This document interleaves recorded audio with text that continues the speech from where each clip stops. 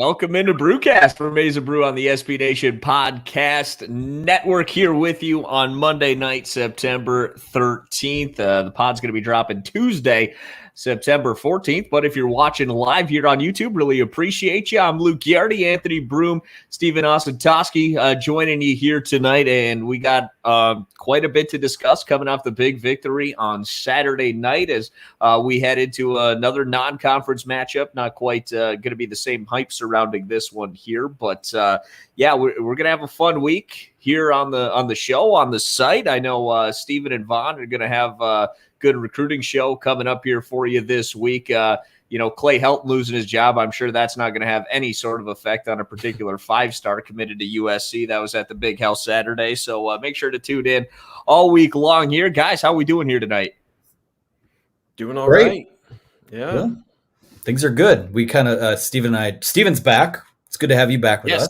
Yeah, man. Hopefully everything's going good over there, man. Yeah, doing all right. Good to be back. It's been a little bit of a rotating slot here lately, but we're here. Michigan's played two football games, two similar football games. When you look at the box score, which is good and has its fair share of concerns as well. So we'll talk about all of it. It's good to have you guys here with us watching along on either Periscope or YouTube. We do have a new member of the YouTube channel in Ian McDonald, so I want to shout him out really quick. Hello, Ian. So yeah, let's just hop right into it. There's a lot of ground to cover tonight. First things first, I want to ask you guys, because I obviously wasn't at the Big House Saturday night, but I know you two were. I mean, on TV, it looked truly incredible. Shout out to everyone for the Maize out. I think that it looked as good as it probably possibly could have gone. It was all Maize and just a couple of patches of purple with the Washington fan base. What was the atmosphere Saturday night in the Big House? Yeah, this one. Yeah, I'll go first. I had fortune of being on the 50-yard line. It was a really great experience. It was probably the second best experience I've had at the Big House in terms of atmosphere. Number one being my freshman year, I was at the first Under the Lights game at Notre Dame. So that's hard to beat. I was there for that one. It was incredible. Yeah, that one's hard to beat, but this one I think really was second. I can't remember standing as much as I did in this in this game. It was really phenomenal how really every single defensive drive the fans were really going at it throughout, and not just on third down. So that was pretty impressive. I can't remember the last time, other than being in the student section, that's actually been the case. And I was really shocked at the buy-in of the Maize out. I had my skepticism around, how much of the stadium will really be Maize. And I think the weather helped a little bit in fans buying into that, but it was impressive. So in terms of creating a hostile atmosphere and one that was, I think it lived up to the hype that Michigan was trying to sell. How about Michigan pulling 2019 Penn State, causing the delay of game to begin the game? How about that? Yeah. Shout out. I mean, obviously, I was in the press box, so I wasn't quite in the weeds like Steven was, or like fans that were at the game were, but it seemed like, and shout out to Washington fans too. They traveled extremely well. I mean, you walk through Ann Arbor, you walk through the concourse at the Big House, wherever you went. If someone wasn't wearing Maize, they were probably wearing purple. I didn't see a lot of people just straight up wearing blue, which if they did, fine. Like it's not the end of the world, but the internet bullying worked. This time it was for a good thing. People came out. I don't know if it's because it was an 8:00 game too, but people were loud. People were riled up. It helps when you have a couple extra hours out on the golf course to partake in adult beverages, I guess we'll say. But yeah, it was great. The presentation was awesome. Everything the band did, the flyover stuff, everything, the 9/11 tribute, everything was great. So it made for what was I think a special night, a special atmosphere. And that doesn't hurt when you have a lot of recruits in town, but you put a bookmark in the recruiting conversation. And I'll say, listening to Stephen and Vaughn on the recruiting podcast that comes out later this week. So yeah, great stuff from them. So to begin, I want to go back to our Michigan preview and projection show, Anthony, because when we took a look at this game, I took Michigan to win in a close game. And during that pod, while we were live on YouTube, we had a friend by the name of James Larson that was watching. He kept the receipt. He happened to say, quote, enjoy losing to the Huskies. Dude on the right is literally delusional. Love the homer aspect.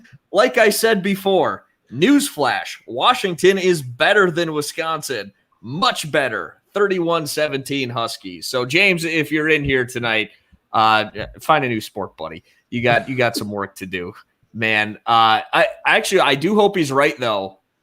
In the fact that Washington is much better Wisconsin, because that'll make the trip to Camp Randall a lot better, I think. Yeah, you kept the receipts. That's impressive. I'm pretty sure whoever that was, I forget the name, was probably a Washington fan that just stumbled in, like from, just a guy who stumbles into the bar off the street. Yeah. That was at the end of that show too. So yeah, let's just talk about it. Let's talk about the game. Yep. I am really interested because, I mean, like I said, when I come on here and do these, everyone has already heard me do the post-game podcast from the other night. So I want to hear kind of you two guys go first, and then I'll fill in the blanks here. I'll sound off first by this 45 to 50-year-old woman behind me who all night she had two things that she would do. She would count down when Michigan was on offense. She'd be staring at the play clock on the board and just being like 3, 2, 1, freaking out about delay of game. Never seen someone as worried about delay of game as this poor woman was.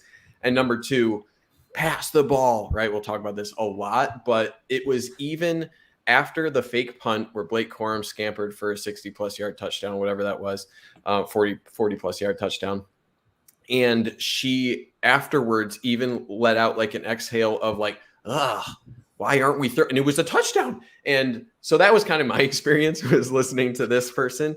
But I think that was the general vibe, was people booing despite Michigan being up 10-0 and pitching a first half shutout. Some frustrations around that. So there's a lot I have to say about that. I'll pause there, but that was kind of my game experience was I had to process that throughout the game of, is this crazy? Man. Is this crazy? Is this the correct thing to do?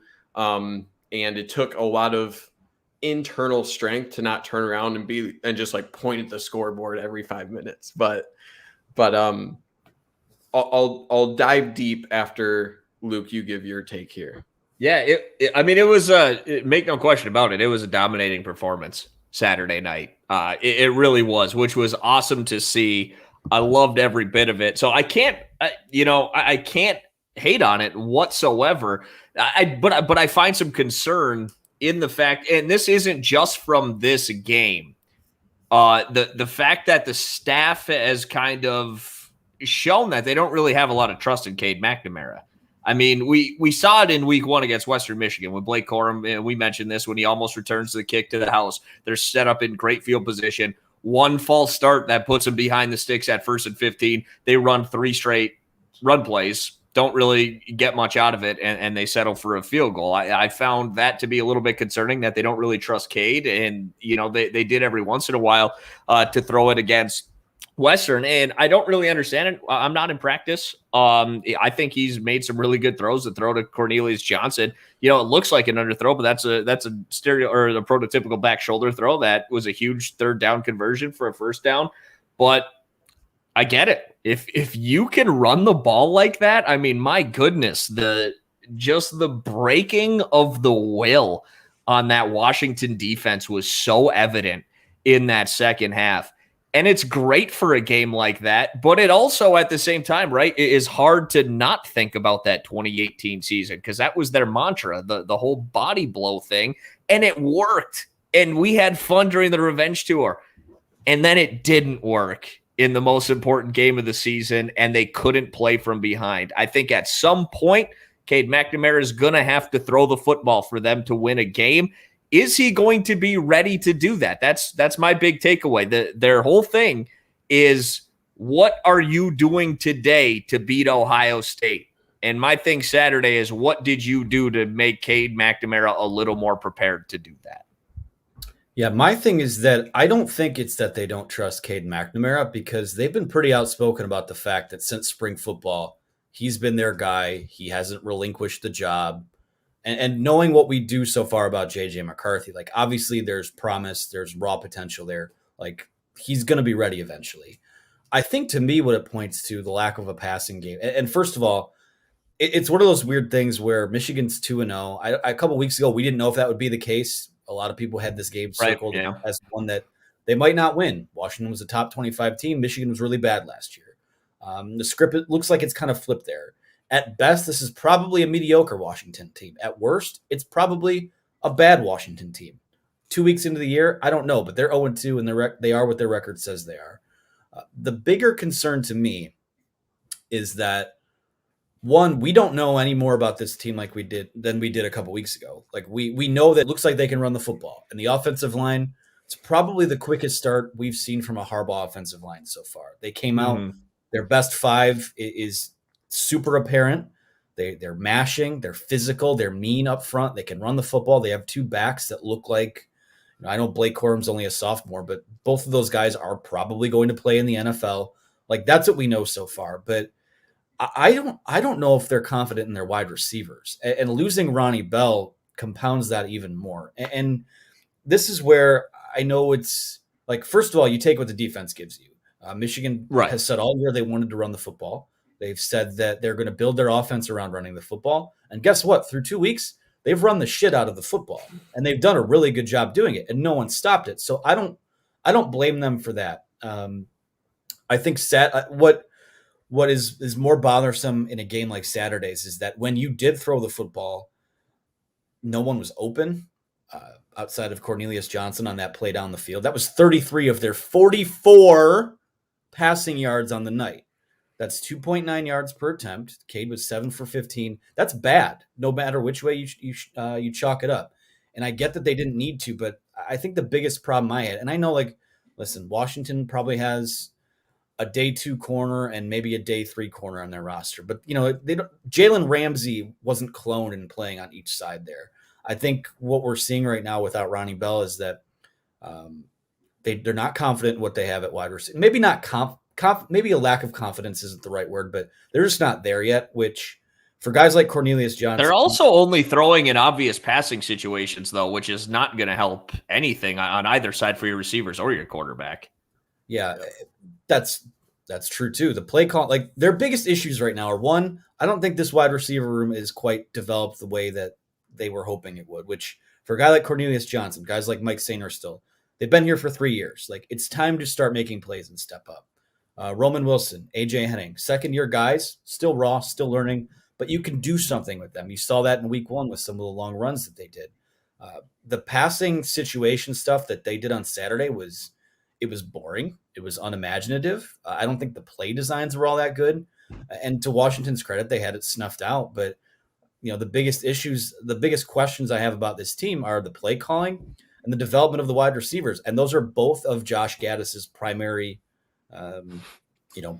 things that, his job is to put an offense together, but those are the two things that it's his job to do. Is he's coaching the wide receivers and he's calling games. And I'm not a fan of the development of either of those things so far. Michigan has run like probably 4 or 5 run plays and over the past 2 games, and it's just worked. So need to see a lot more there. And there's a lot of work that needs to be done. For me, it's more questions than concerns at this point. All right, going into this game, Anthony, you mentioned how a lot of people had this chalked up as a loss. I think I did before the season started, and then Montana happened, and I, obviously flipped the script as a lot of people did, I think. But you go into this game, even regardless of how Washington looked in week 1, you tell any Michigan fan that Michigan's going to have 343 total yards, average over 6 yards per carry on 56 carries, favored by a touchdown, end up winning by 21 points. What is that person's first reaction? That is great. Wow, what a performance by the running game. Anyone's first reaction is, all right, but what about the passing game? You're a lunatic. You're a lunatic if you turn to that first. And I understand you can think both things, but to me, it's more of questions. It's more of questions because 343 total yards on the ground at 6 yards a pop.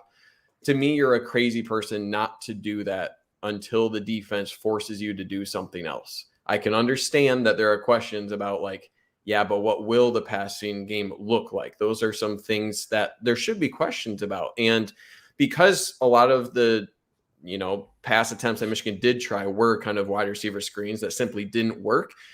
I do think that's where you can have a concern where, wide receiver blocking, you miss Ronnie Bell out there. That's an area where Michigan just didn't do well. But then you also have to look at how is Washington playing that, right? They were clearly keying in on those screens. It's another thing. You got to take what the defense is giving you. And you mentioned that, Anthony, that Michigan surely did that. So to me, I agree. The passing game was unimaginative. It didn't have to be. And I think the biggest thing for me is because Washington didn't adjust appropriately, you win the game. They beat the spread by 14 points. And a hypothetical I kept coming up with in the game to rationalize this thought process was, say Michigan throws a pick in their own territory, right? Sets up a short field for Washington. They pull within a touchdown in the third quarter or whatever. Washington was struggling on offense. That's really the worst case scenario for Michigan if they do that. You know what people would have been saying if that scenario happened? Geez, we were running for 6 yards a pop. Why are we trying to throw the ball, right? That would have been the reaction. So I do think the risk calculation, when you take into account what Washington was good at, which was not a whole lot, pass defense, right? That was the only thing they were good at. They just could not really do a whole lot offensively. Special teams is really good for Michigan. You play what you got, you play what's strong, and you rep what you can to deal with the future when the future arrives. And that's the passing game at this point, right? It's just something that I think is a work in progress, appropriately so. I think there are definite questions there, but to me, it's not a concern just because of how easy the run game has been thus far. Yeah, and I mean, 6.1 yards a carry, it says it all. They didn't need to do it to win this game. The play calling concerns me more than anything because Cade's proven he can make the throws, at least to me. I mean, the passes he threw against Western Michigan were truly tremendous. Loved the throw to Cornelius Johnson, but running the football, and it worked, but running the football on first down time and time again, in the grand scheme of things, it's probably the least efficient thing you can do in terms of EPA per play is run the football on first down. It's going to get your offense against better defenses into a lot more trouble. And I would love to see some more play action passes on first down and not these little just swing passes, out in the behind the line of scrimmage as an extension of the run game. Like, let Cade throw it, get some average, depth of target a little further down the field. And I guess if the thing was, we're just trying to get out of this Washington game with a victory, and maybe we'll work on a little more against Northern Illinois, then then they did what they absolutely had to do. It's just, we need to see more before we can before I can really buy into this team. I need to see a little more on that front because you can't really win conference championships. I won't say running 56 times in 2021. That's just how I see it playing out. Well, here's the funny thing about all this too is that I know in the last couple of days, Harbaugh and players have answered questions about it. And if one of them, by the grace of the football gods, is listening to us right now, they're probably going, what the hell are these guys talking about? We just beat the hell out of Washington. Yeah, and it was awesome to watch. What more could you be asking for? Mm-hmm. Here's the thing, is that it's good. Like, things worked out pretty well for Michigan because Cade didn't play well on Saturday night. I thought he was a step slow. I thought the reads were a little bit slow. The ball was coming out just a little too late when they did throw. I think right now the difference is that, in last week's game, and again, Western Michigan, like Washington's not a team where you're just putting stuff on film to get reps. Like, it's a Pac-12 team. If nothing else, usually an upper tier Pac-12 defense, like, you're going to take and do what the game dictates you do. And that game happened to dictate that they should run the football. I think what people were probably concerned by is, last week, Cade was 9 for 11, 136 yards, 2 touchdowns, was the highest graded quarterback performance in college football last week. This past week, didn't play well. I think even he would tell you that he didn't have a great performance. In the vacuum of a couple weeks, I understand, I'm not freaking out about this stuff yet because I do. Again, They've got 4 4-star guys in that wide receiver room still. You've got an experienced guy in Dalen Baldwin, experienced guy in Cornelius Johnson. Like, it's not like they're bereft of talent there. So I'd like to think they'll figure it out at some point. But 2 weeks from now, when they play Rutgers or when they go to Madison, if they're still trying to run the ball 50 times a game and throwing 10, 11, 12 times a game, you do kind of have to ask yourself at some point, like, what is it with the core? Like, if you don't trust your passing game and you're just going to have the guy take the snap, turn to his left, turn to his right, whatever it is, you do have to kind of wonder what the plan is there with the quarterbacks. And obviously we know what the elephant in the room is. I'm not out on Cade McNamara yet. Oh, no. I think he's proven he can make the throws. He can run the offense. I just think they need to, maybe, I think he could probably be empowered to do a little more running of the passing game. And I think we'll probably see more than that. I don't think this is at some point. And this, again, Steven puts it well. These are questions, not concerns. That's a matter of semantics. If you're an optimist, you call them questions. If you're a pessimist, you call them concerns. But at some point, because non-conference play is over after Saturday, like talk about traffic cones. You're almost a 30-point favorite against a MAC team this weekend. You should get done whatever you want to get done this weekend. Rutgers is a physical team that comes to town the week after that. Then you go to Madison. Like at some point, you're going to be involved in a football game where you're going to push someone and they're going to push back. And it's not going to be all sunshine and roses there. And I guess like those questions, concerns, whatever you want to call them, can't really be answered until that happens. But for now, Michigan's 2-0. This is a team that won 2 football games last year. And I know it was basically half a season. It's a COVID season. They've won 2 games already. There's a chance they could win 4 games before it's even October. So right now, I think we take things week to week. I know that the narrative with the fan base, it's funny how this is flipped too. Remember how it was, we're so annoyed with the team taking everything week to week. And why don't they focus more on Ohio State? And now they're like outwardly talking about what they could do to beat Ohio State. And I think it's actually maybe the fans who maybe need to take a step back and go week to week with it. Like it's pretty apparent, like you have to have some kind of degree of explosion to you to hold up in a game against Ohio State. Like we know that that's what the case is. But right now, can you beat Wisconsin? Can you beat Penn State? Can you beat Michigan State? Can you win a football game next week? Like that's, to me, like we came into this year knowing that this is like they can probably do what they've been doing and win 8 or 9 football games. And again, whether that's successful, again, it depends on what the totality of the season looks like. But right now, I think the fans could probably stand to settle down and take things a little more week to week too, because 2 games, I can't say I know any more about this football team than I did 3-4 weeks ago. Yeah, it's tough. And I mean, the bar just keeps raising, right? It was, look decent against Western. Okay. Now you got a toss up game. At least it looked like a toss up, maybe slightly losing against Washington. And then you got to beat Washington because they lost to FCS. Now it's 2-0.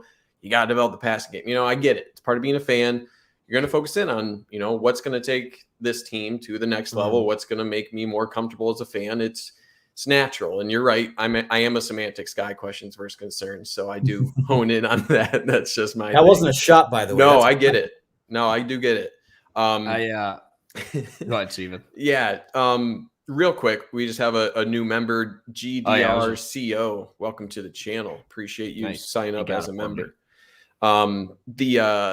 So I think for me, it's more of honing in on, we just don't know. Like, honestly, we have less knowledge now than I feel like any other point in history in college football with how last year was. It's such incomplete data where it would not surprise me next week if Cade McNamara came out and threw for 350 yards because NIU secondary is terrible, and people, I think maybe surprised by that, but I don't know. It's just something where we're learning so much week by week, where think of just how much has shifted in the past 2 weeks in kind of what you're saying about the mindset and how much can change, 1 week afterwards. I'm sure Washington was thinking they're going to be Pac-12, contenders against Oregon this year. And who would have thought that Ohio State was going to actually ever lose again? So I'm joking, but you get what I'm saying, where with how last year was just a crazy year, we're learning a lot each week. And I think the pass game will figure itself out. It I needs think, to. yeah, it needs to. I just want that. I just want to see them trust Cade. Like I said, I watched them not really trust Cade in the Western game. Obviously, last week. Look, I'm completely different on that. I am way more optimistic about this team than I was at the beginning of this season after these last two games. That was a dominating performance against Washington. I don't care that they lost to an FCS school. Yeah. That was a dominating performance, and I want to shift the conversation a little bit. Obviously, the offense is going to dominate the conversation because it's college football, but my God, that defense looked fast and explosive and strong on Saturday night, and I think Aiden Hutchinson might be the best damn edge rusher in the country. He has been unblockable in the last two games. Unblockable. This defensive line is dominating. It's allowing the linebackers to play fast.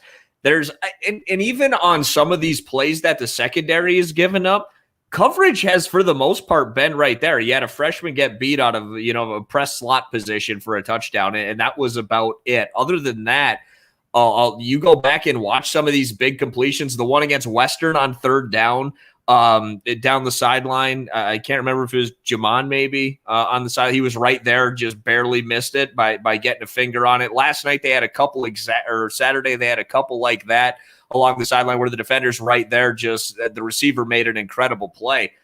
This defense is playing some incredible football right now, and Mike McDonald, at least through the first 2 weeks, man, he's been pretty damn good.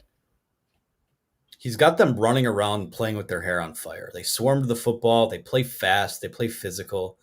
Like I said, they're another, like I've been more impressed than I thought I would be with them through 2 weeks. Again, through the 2 weeks, it's just 2 weeks. Comes with the asterisk. I get it. I still have questions about the cornerback play. I don't think that those guys had the best night, but if your pass rush is getting home, that takes a hell of a lot of pressure off those guys. And Aiden Hutchinson was unblockable. Other guys, Taylor Upshaw, Mike Morris, David Ojabo had good games. I'm starting to feel a little bit better about that front seven than I did coming into the year, which is the key to everything. Like anyone who watches football knows, you generate pressure, you get to the quarterback. It helps the defensive backs. It doesn't totally wipe their responsibilities away. But, last year those guys got hung out to dry because nobody was getting home. So, yeah, again, Washington's offense against Montana was a disaster. It was chain reaction. The blocking was bad. Pass protection was bad. Their wide receivers were out. Everything moved slow for them. And Montana didn't even really pressure them that much because it's an FCS school. Michigan brought the pressure all night. And outside, they didn't even score their touchdown until the fourth quarter, right? It was late in the game. Michigan was dominant all night. So, again, it was just kind of one of those. That's my biggest takeaway so far is that, the old adage is, to win football games, you have to win in the trenches. Michigan isn't just winning in the trenches right now. They're beating the hell out of teams in the trenches on both sides. Dominating. Of the ball.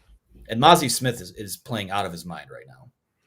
Yeah, I think it's good to see the interior defensive line flashing. You mentioned Mike Morris. I like to see Maize Smith. This was kind of the year that I was looking for him to make an impact. And it's just nice to see those guys finally coming through.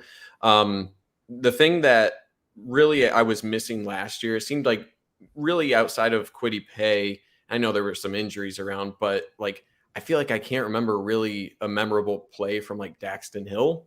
I do think there were plays for Kwity Paye, but this year for Hutchinson, it feels like this defense is just really letting them do what they're best at. Watching a swing pass for a running back go out and watching Daxton Hill just fly out there and set the edge phenomenally. That's just music to your ears because it's this guy's a 5-star for a reason. What are the best ways that you can actually deploy them? And I'm not looking at Hutchinson or Daxton Hill saying, man, is there a better way to deploy those guys? It feels like they're appropriately using the talent that they have. Linebacker, biggest question I actually had Junior Colson as one of my top freshmen make an impact. Love that he's getting experience early on. I heard his name a ton last night. And I think that's because the defensive line played so well. They freed him up a lot to make a lot of plays. And having both him and Nikai Hill-Green with significant experience at this point, that really helped assuages my fears there. I still think there's a way to go in the secondary, especially in the zone. I feel like the quarterback for Washington, Morris, did quite a bit better job in this game, even with the pressure, finding those gaps in Michigan's secondary. So I think there are things to clean up there, but it was first time that we saw like DJ Turner made a nice play in the secondary to cut down a like wide open field to a 5-yard gain. Plays like that kind of happening. I think Vincent Gray is showing a lot more confidence. So it's not perfect, but I mean, Washington still had close to 300 yards passing, but what Michigan did well is limiting those drives, right? No huge busts. They really forced Washington to string together a really long, sustainable drive, and that's just not something that Washington is good at. So it was a good management of Washington's weakness and really forcing them to do something that Washington cannot do, which is sustain a long drive. So it's a smart defense to me. Like it feels intelligent. It feels like they're doing things intelligently, getting some of the younger guys, Rod Moore, I mentioned Junior Colson, getting experience at those positions you really need. And they're making it look comfortable, which is a big, I think, concern I had about a couple positions on the defensive side. Ooh, I'm getting some feedback here. Is that on me?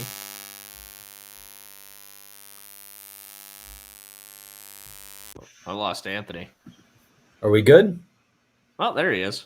Are we good? Well, see, this is what happens when we do it live. Sorry about that, guys. I don't know what happened. Watching live here, man. That was getting weird. We did find biggest optimist in Michigan fandom, Bruce Miller. Hey, you guys don't know squat. They are playing the game they want to win. Each game, if they need to pass, then they will. They are morphing into the team they need to be to win against who they play. Hell yeah, Bruce Miller. They're not losing a game here this year with that mindset, my man. I love it. Undefeated. Well, you heard it here from Bruce first. I'm not here to pick on anyone, but we do know the game. Stephen watches film on the game. We all watch the game. We know where the game's going. Like, this. If you're going to play Service Academy football, you could probably get to 8 or 9 wins with that. But again, for the people that say, just beat Ohio State and, get to Indy, there's going to have to be some kind of semblance of explosions through the air, whether, like Jim Harbaugh said, we can be on the ground like George Patton, or we can attack through the air like Neil Armstrong, which Neil Armstrong went to space, so we're not going to split hairs there. But that was an all-time Harbaugh quote today, by the way. It was. Let's again. Can I ask you guys something real quick? Please. I mean, I'm watching, and I will say you got 2 guys running the football right now that I don't think I have ever seen at Michigan. Between Hassan Haskins and Blake Corum, the talent and the way that they run, Blake Corum's cutting is truly, truly unreal. Like, when is the last time we've seen this? And I understand Mike Hart maybe is probably the first guy that comes to mind, but I don't even I mean, he wasn't like the most explosive guy you've ever seen. Like the explosiveness from these two are truly unmatched, I feel like. Go look at his touchdown run right after the fake punt, the 67-yarder, like right when the hole opens up. You almost have to slow it down to like the Zapruder film to see like this super like subtle kind of shake that Blake Corum does before he cuts up the field. I haven't seen a Michigan running back do that. Again, I might have the memory of a goldfish here, but maybe, again, since Mike Hart, and I know that the joke on Twitter online is, well, he's Mike Hart, but fast. But I'm telling you, like that guy, like he has a gear that we haven't quite seen. Chris Evans was fast, and guys that they've brought in have been fast. Some of those Rich Rod guys were fast, but from the 0 to 60 gear that he has, I'm having a hard time coming up with a guy that I've ever seen do that. And Hassan Haskins looks fast too. He's not just a battering ram. He's moving really well too, showing really good patience. Like, again, not making a direct comparison, but kind of like Le'Veon Bell-esque, just kind of like waiting things out and very patient forward. You're getting the play. Those are your 2 most talented offensive players. So if they're not touching the football, then we have a problem with the offensive coordinator, right? So it's kind of this chicken or the egg thing. Like, what's what do they do? Like, if they can run the football, they should do that because those two guys are good. And guess what? Donovan Edwards is going to come on at some point too and bring kind Just of a this 5-star. Yeah, a 5-star guy that is like a mishmash of what both of those guys do really well. So if they can run the football, I'm totally fine with it. It's just the question, to use Steven's terminology, not mine, not a concern. The question is, and this is the same question I have about the defense. When someone zigs, how do you zag? How do you respond to that? Yep. Again, Washington stacked the box and couldn't stop it on Saturday. Like they stacked the box and still couldn't stop the run.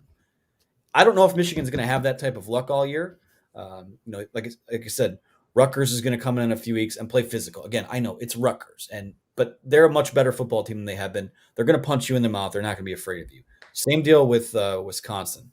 Looking forward, it's actually kind of hilarious to think of what this rush offense might do to like a Nebraska defense because that team is soft, extremely soft. But like I said, at some point you're going to be like your season is going to be defined by how you respond to someone catching up to what you're doing. And hey, if Michigan can run the ball 50 times a game at 6.5 yards a pop and beat the hell out of everyone on the schedule, more power to you. But again, it's just, I want to see more football. I'm excited for more football. I want to answer Lucas Reiser's question real quick. He said, does everyone's memory start with Hart, Chris Perry, A-Train were both blue chip back? And you're absolutely correct, but the question was, when's the last time Michigan had guys like this? And just so happens that both those guys were a little before Mike Hart. So, yeah, when we go last, we're probably gonna go to Mike Hart. Yeah. Well, and but you are correct. Those guys were amazing. Chris Perry went to New York as a Heisman finalist, Yeah, we're talking about once in every 15, 20 years. Like we're going back. I'm going to take the low hanging fruit here. Like we're going back to the days when Michigan was still like winning and competing for Big Ten titles. Like, that's how long it's been. Yeah. So, hey, if that's the missing ingredient, sweet. Like that's a huge thing to figure out because whether they are 3 or 4 deep at wide receiver and have a 5-star quarterback, this team and this program still wants to run the football, even if it's 30 times a game. So to have what they have there, I mean, check. Offensive line, check. We'll see about everything else. It's going to take time. And I do think one thing I'm discounting in terms of my just take what the defense gives you, run the ball 60 times a game, health. I mean, you have something with Blake Corum and Hazan Haskins. And if you run the ball 56 times between the two of them every single game, again, you're running the risk. What's the risk management of that? You lose one of those guys and your run game looks a bit different, right? I think a big thing I've noticed on a lot of Blake Corum runs, right? He's the home run threat where Haskins is more of, do the dirty work. He still has excellent footwork. You mentioned the patience. That really shines on film for Haskins.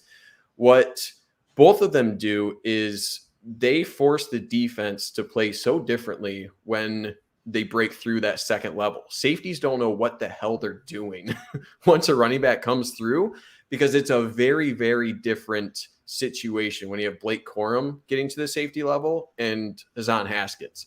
And that's why you see as soon as you're past the second level for Blake Corum, he's gone. I'm looking at these safeties on film. I'm just like, what was this guy thinking? And then it's like, oh, maybe he was expecting a Hazan Haskins who, maybe he'll put on a shimmy, but he's not a guy who's really going to put a 4-4 foot in the ground and leave you in the dust. So that's the value of having both of them healthy as well to kind of have that combo to throw off defenses and how slightly different they are. So yeah, I can't remember the last time you had, I think you can make more comparisons for Hazan Haskins, but he does the little things really, really well. And I think he just by happenstance of Blake Corum's existence is just going to be kind of the second back that people talk about just because Corum is closer to, the shiny object that you're going to look at. But both of their roles are just so vital.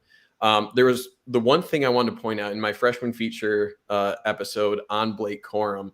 The only negatives I could find about anything about Blake Corum was his size, durability, and him being close to physically matched out. Those were the only things. Every single other thing, his vision, speed, like even strength really was mentioned by a lot.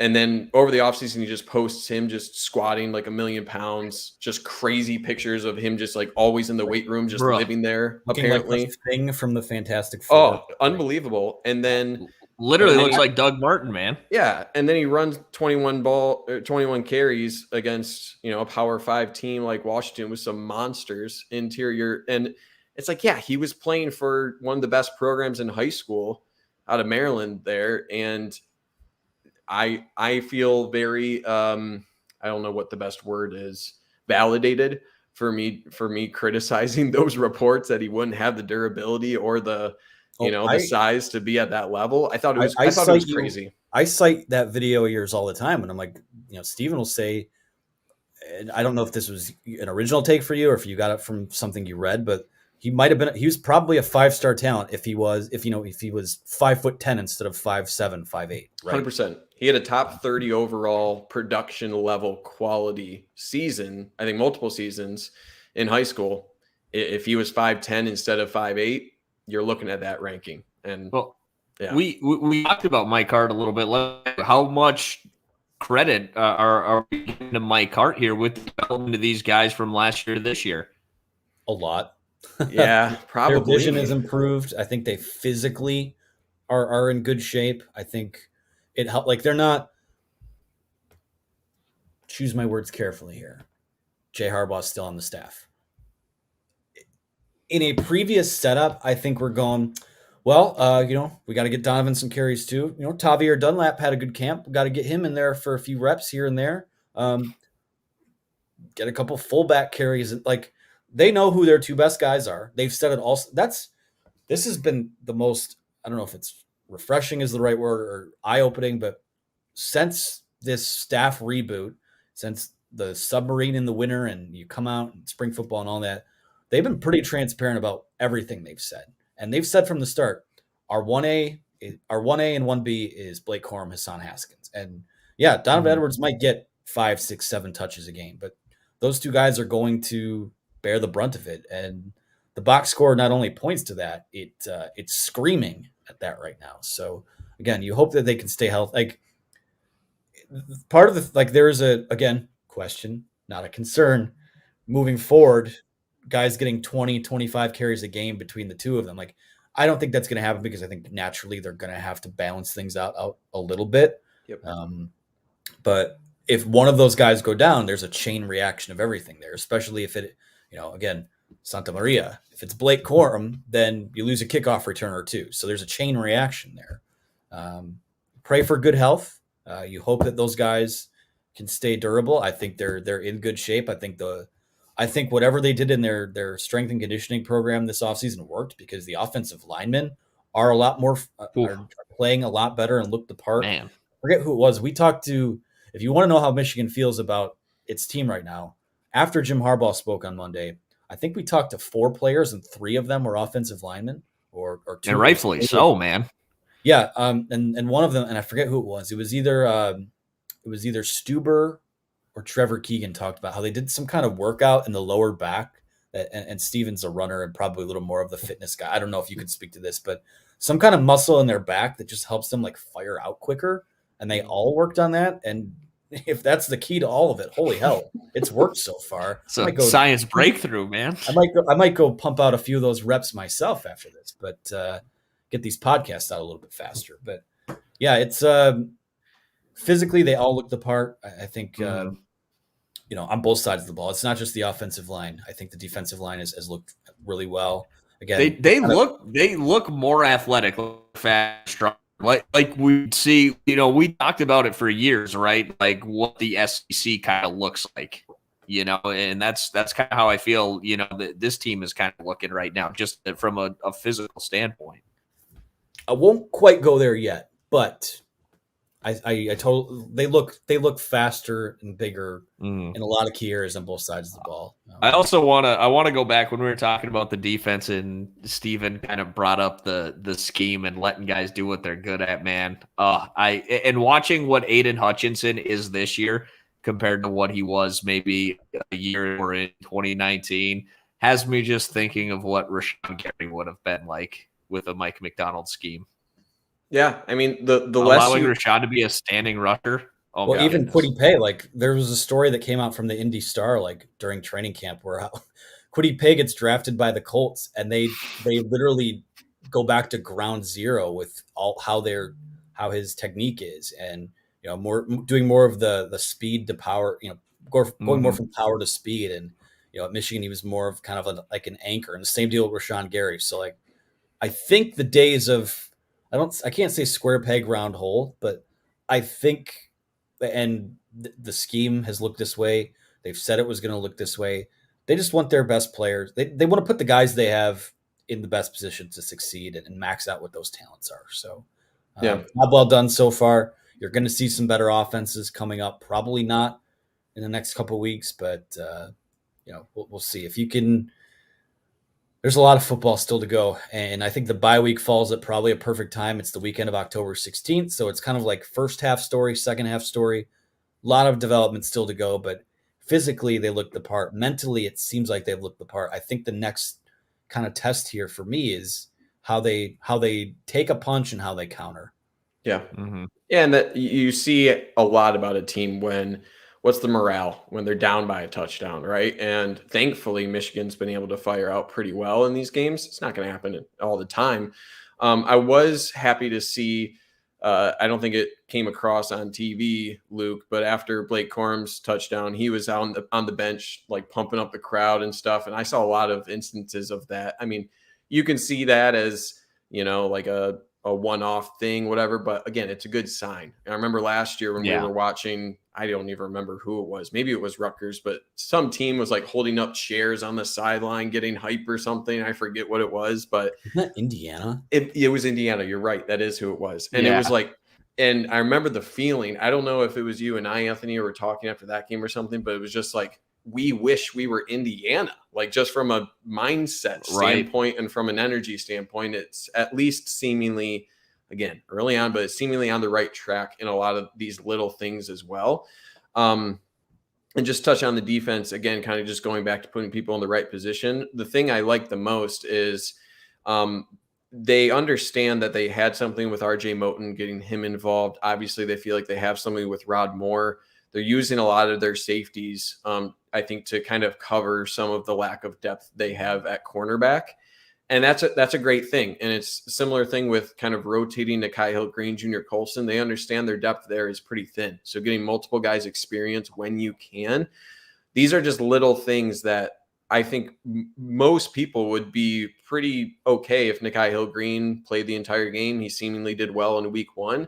But these little things like this on defense help me be a little bit more confident that the defensive staff understands this roster. And I think understanding what the appropriate setup should be, because in the past, I've had this kind of feeling mostly on the offense, but that Michigan plays the player that has the most potential rather than the ones that will show out the best in the game. You could look at an obvious one like Joe Milton for that, but for the defense, it's more or less, I think Nikai Hill-Green at this point is probably a little better than Junior Colson. There's a lot of room for Junior Colson to improve. He's so young, but what's the value in that? What's the roster looking like to support a linebacker injury, right? And there's just little things like that when you combine energy, understanding depth, the utility of people like Hutchinson and Hill in the correct role, taking advantage of their skill set. Again, they're just signs that things are headed in a direction that's sustainable and that they, know what the hell they're doing. So that's encouraging. Yeah, man. Let's hope that we see a lot of those young guys on Saturday. Let's hope we see a lot of JJ McCarthy and Donovan Edwards in the second half on Saturday, because the game is out of hand yet. Start getting those guys experience, like you said, and keep everyone healthy. Here's to that real quick. River Raisin 1 will definitely work on that. He said, Stephen Toski, could you open your door on your right so we have a little continuity here? I can't. My dog's out there. I can't let her crash the party. And it's shout out to River Raisin too. That runs right through Monroe, Michigan, my hometown. So and shout out to him. Also basketball fan. Obviously, oh boy. I lost my camera there. Not really sure what happened. Can you still hear me though? Yeah, we can see you. You're here. God, this is what happens when we do it live. Yeah, you're not kidding there, man. So real quick, he said, basketball fans have really got to point out how great the fans were and how well they showed up for that game. And we talked about that at the beginning of the show. And he's gone. And he's gone. I'll pick it up here. We'll we're gonna kick Luke out here, and we'll get him figured out here. But we're totally off the rails, Steven. Basketball okay. fan, I'll bring it up here so we can read it. We got to point out how great the fans were and how well they showed up for that game. I totally agree. It's funny, actually. There was attendance wise, I think there were like 1,000 less people there than the opener. But again, it's funny. They say the capacity in there is 107,000. I know there have been games where they get up to like 112, 113, right? Yeah. A lot of butts squeezed together on these bleacher seats there. But yeah, the fans were great. And something, and this is kind of, I think, maybe my last point before apparently I'm the quarterback now and have to find a way to get us out of here. I've been thrown into game action without any reps.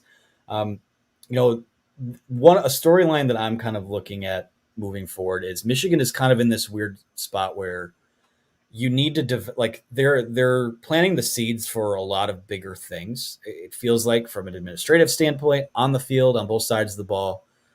And those things take time, but they're also obviously the writing's on the wall. Jim Harbaugh needs to win games too. So I think right now when people are looking at questions like, well, when could someone like JJ McCarthy play? When could the younger guys play? I think if something happens where they lose a couple games before they play Michigan State, or they're 8-3, heading into the Ohio State game, I think that's where maybe you pull the training wheels off a little bit and get those young guys some experience. But right now they're undefeated. They're going to ride the guys that won their jobs in camp and who have played well enough on the field. I don't think there's a quarterback controversy right now, but again, if a couple weeks from now we are still here talking about 50 rushes a game and getting that being what you do have to kind of question what happened. But again, questions, not concerns, right? So I think Luke is back. We're going to try to get him back. Luke, are you there? I'm here. Can you hear me? Yeah, we can't see you, but that's fine. This is for most people, this is an oral medium. Anyways, so I thought you were about to roast him and say, for most people, this is better this way if they can't see. Hey, you know what? I work in radio and I got the face for it. You know what I'm saying? Oh, I'm joking. I just wanted to set him up for that. Can you at least close us out, Luke, unless you have any other? Yeah, absolutely. So this was a great show. Appreciate everyone for joining us here on YouTube Live. Always good having you guys. We had a good showing out here tonight on the show. Looked like a really good number of people that were watching, commenting. Really appreciate you guys. Don't forget to subscribe. If you want to be like Dylan Girk, Lewis Blake, GDRCO, make sure to become a member to the YouTube page as well. You get a lot of Steven's videos early, a lot of cool perks with that. When I throw it to him, I'll explain everything that comes along with it. But I really appreciate you guys. But subscribe, hit that bell so you know when we got videos dropping, when we're going live, and things like that. Steven, I'll let you tell them all about the membership and where to find you on social media. Yeah, 3 different tiers. If you want to become a member on the YouTube channel, just head over to the Maize and Brew channel. There should be a join button, gives you all the different details on each of those tiers. So at the middle level, you get early access. You don't get a dog like Anthony is showing, unfortunately, but you can have a dog if you'd like. For analysis videos, so I'll be posting throughout the season. You'll get those at least 12 hours early. So night before is what I'm shooting for. On each of those. So if you're interested in getting early access to that, then definitely consider that. And at the top tier is exclusive live streams. So I'll be doing one, probably not this week, but next week I'll be targeting that for any questions you want for a live stream. Just you and me. I'll answer any of your weird questions and we can go from there. So at Steven Toski is the Twitter, but you can find Maize and Brew on YouTube just by searching Maize and Brew. That's the best way to get there. All right, Anthony, what do we got going on this week at the site? Where can we find you? Well, mopping up Wisconsin W team. Washington week. I think I probably said, I keep doing that where whatever. Northern Illinois, we'll have some coverage for that. Obviously, Michigan's a 27.5 point favorite. There's not a lot of drama. Rocky Lombardi comes back. That'll be a nice little revenge game. Speaking of revenge tour stuff, but hey, that's what we'll be doing. We're just kind of mopping that up. Non-conference play ends this weekend. Big Ten play kicks off next week. So a lot to still sort out, but the games start matter. I mean, they all matter, but things kick into high gear here sooner rather than later. So we're already into week 3. These football seasons, we wait several months for them, and then they fly by, and we wonder what the hell happened, except for last year, which was the longest 6-game season that probably ever will be played. But yeah, you can follow me on Twitter at Anthony T. Broom. Podcast or wherever you get your shows, Apple, Google, Spotify, Stitcher. Leave us a 5-star review. Say nice things about us. Subscribe to the YouTube channel if you're here. Hit the like button on the videos if you're there. That helps us too, but that's all I have. You can find me on Twitter at Luke Ghiardi, LUKEGHIARDI. And like we said, subscribe, rate, leave a review, whether you're on the YouTube channel or whether you're listening on the podcast here on Tuesday or anytime this week. A lot of fun here tonight. If you are listening on the podcast, reminder, we record these live on our Maize Brew YouTube channel every Monday at 7:30. So we'll hope you'll join us for those. We'd love to get your comments and your questions as well. That's going to wrap it up for us. For Anthony Broom and Steven Osentowski, I'm Luke Ghiardi. We'll see you next week on Brewcast.